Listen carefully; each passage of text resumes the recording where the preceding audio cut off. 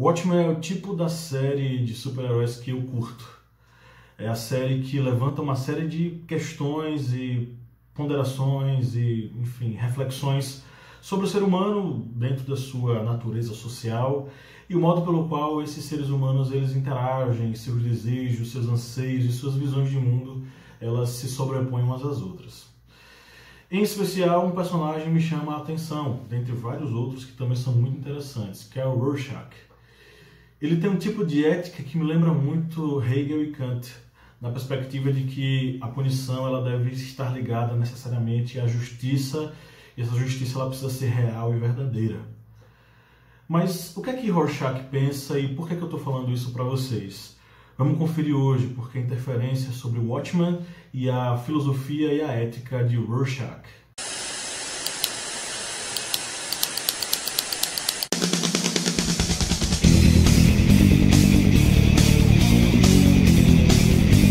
Primeira coisa, antes da gente entrar no tema, eu quero fazer uma pergunta para você. Você é inscrito no canal? Se você não é inscrito, clique em se inscrever e ative o sininho para receber nossas notificações. Deixa um like aí para reforçar a nossa amizade, já deixa um joinha para deixar a gente bem fortalecido. E principalmente, se você já acompanha a gente há muito tempo, já é nosso inscrito há muito tempo, considere ser um apoiador. No apoia.se/historiante, você nos ajuda muito a manter esse projeto. E a partir de R$ 4,00 mensais, você entra no nosso grupo secreto com conteúdo exclusivo, além de outros benefícios. Por exemplo, sorteios mensais de livros. Imagina você ganhar um livrinho massa todo mês, quem sabe, né? Se você for sorteado. Entre várias outras recompensas. É só você acessar o apoia.se/historiante e saber que recompensas são essas. Watchmen é uma série escrita pelo Alan Moore. Ela é de 1986 e completou seu arco em 1987. Possivelmente ela vai estar retornando aí com uma nova história, com a continuação, não é? Essa série ela é da DC e ela traz uma premissa interessante, é uma realidade alternativa, onde a Guerra Fria, né, ela não foi necessariamente abolida, ela não acabou, né? A sensação de tensão entre ambas as potências permaneceu e os Estados Unidos saiu vitorioso da Guerra do Vietnã. E por isso Richard Nixon, o presidente, ele acabou ganhando uma fama e uma espécie de respeito da população que fez com que ele se reelegesse constantemente desde os anos 60 até os anos 80, que é quando a história se passa, em 1985. Essa série mostra muito sobre a relação que é estabelecida com os super-heróis, né? Que não são necessariamente super, são apenas heróis. Por que a gente está falando sobre isso? Os vigilantes são heróis que, por volta dos anos 50, 60, eles começaram a atuar. Eles eram apenas pessoas comuns, homens e mulheres comuns, que usavam máscara e lutavam contra o crime de modo automático. Inicialmente, uma série, na verdade um grupo de heróis chamados de Homens Minuto, né, o Minutemen, eles se reuniram e passaram a lutar contra o crime e de modo autônomo, né? Só depois de muito tempo, já na década de 70, 60, 70 por aí, é que vai surgir um super-herói necessariamente, que é o Dr. Manhattan, que ele sim tem poderes de inclusive alterar a própria matéria da realidade, inclusive alterar o tempo, né? Então, esses super-heróis eles estão num paradoxo. Que paradoxo é esse? Durante muito tempo eles vigiaram, eles observaram a sociedade e lutaram contra o crime.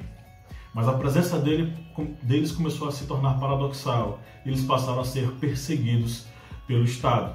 Até o momento em que uma lei é estabelecida, a Lei Kim, onde em 1977 esses mascarados eles passam para a ilegalidade. Ou eles se aposentam, ou eles trabalham para o Estado, ou eles estão ilegais.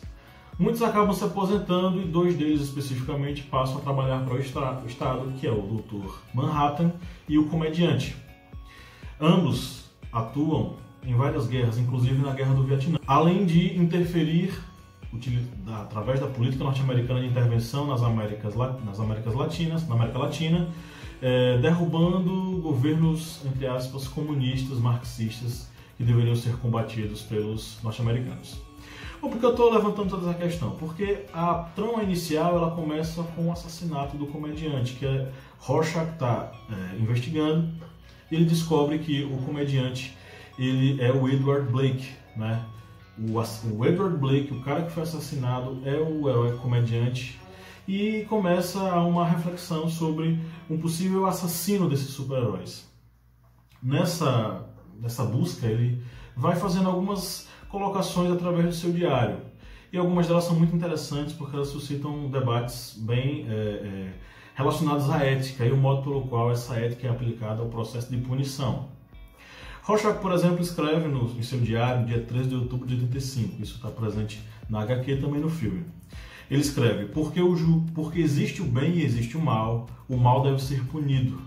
Mesmo no dia do juízo final, isso não irá mudar, mas tem muitos merecendo pagar e tão pouco tempo. Ele já começa uma reflexão no seguinte aspecto: a justiça ela deve prevalecer, doa a quem doer, e as pessoas que cometeram crimes, as pessoas que cometeram assassinatos, elas devem ser punidas tendo como medida aquilo que elas praticaram.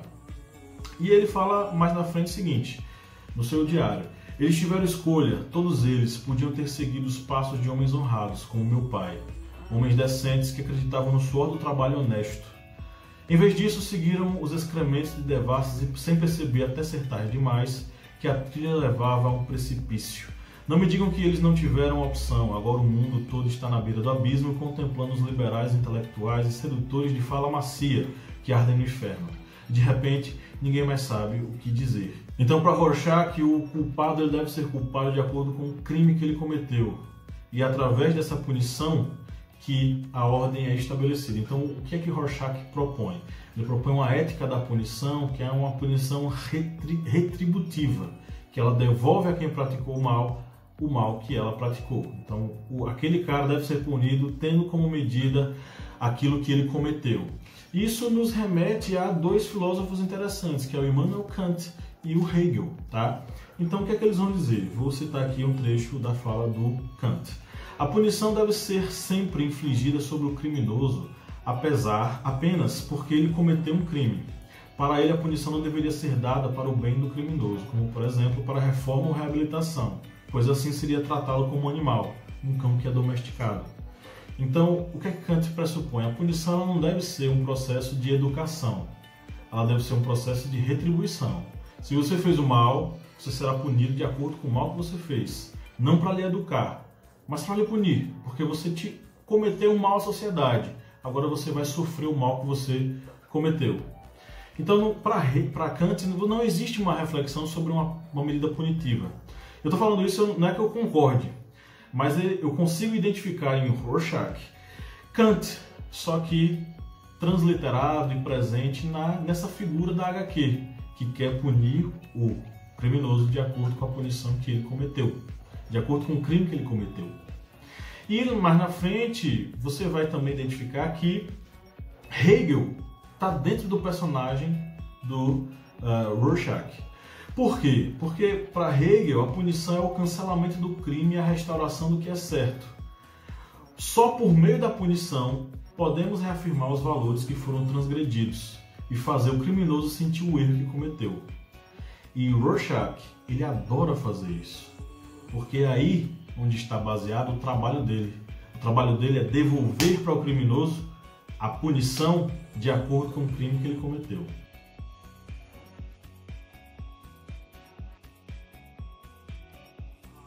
É uma visão bem olho por olho, dente por dente. É uma visão bem do imperativo categórico tão característica do Kant, que você pode conferir em nossas aulas aqui sobre ética e moral. Então, vou deixar aqui, né? Deve subir nesse exato momento um izinho dizendo que você confira essa aula para você entender o que é esse imperativo categórico. E aí, Rorschach é o cara que quer fazer a justiça olho por olho, dente por dente, de acordo com a medida. E essa justiça ela só é justiça quando ela faz isso. Ela propõe, ela promove a punição do verdadeiro criminoso de acordo com o seu crime cometido.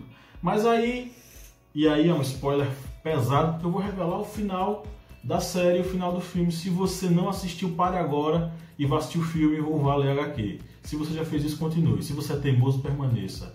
Eu gosto de gente teimosa. Por quê? Porque ao final, quem vai propor a solução da Guerra Fria é o Ozymandias.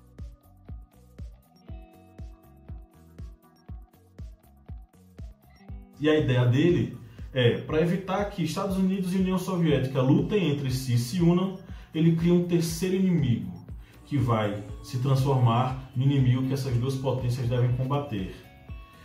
Essa saída, segundo Ozymandias e segundo a história, que é esse o final da história, ela vai ter um final feliz, porque as duas potências se unem e lutam contra o mal comum.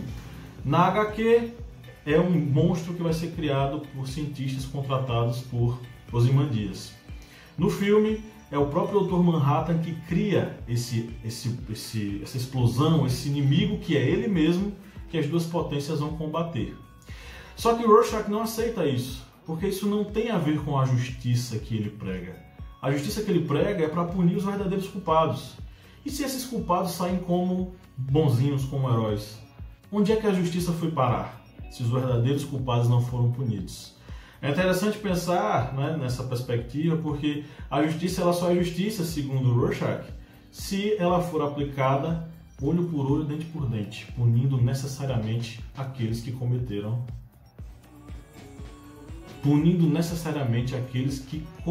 de fato o crime. Nesse caso, o Rorschach não aceita e acaba sendo desintegrado pelo Dr. Manhattan e a história acaba.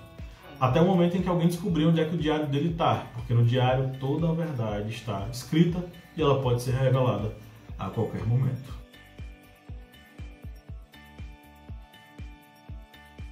Bom pessoal, é isso, espero que vocês tenham gostado. Se inscrevam no canal, ative o sininho para receber nossas notificações, deixe o seu like se você gostou. Você não gostou, deixe seu dislike, eu recebo. Mas deixe um comentário aí embaixo, o que é que você acha de Watchmen, o que é que você pode introduzir nesse debate sobre a ética de Rorschach. Eu fico por aqui, a gente se encontra nos próximos vídeos. E lembre-se, apoie o Historiante, vá no apoia.se/historiante e faça um apoio. Torne-se um membro dessa família maravilhosa que é a família Historiante. Um abraço e até o próximo vídeo.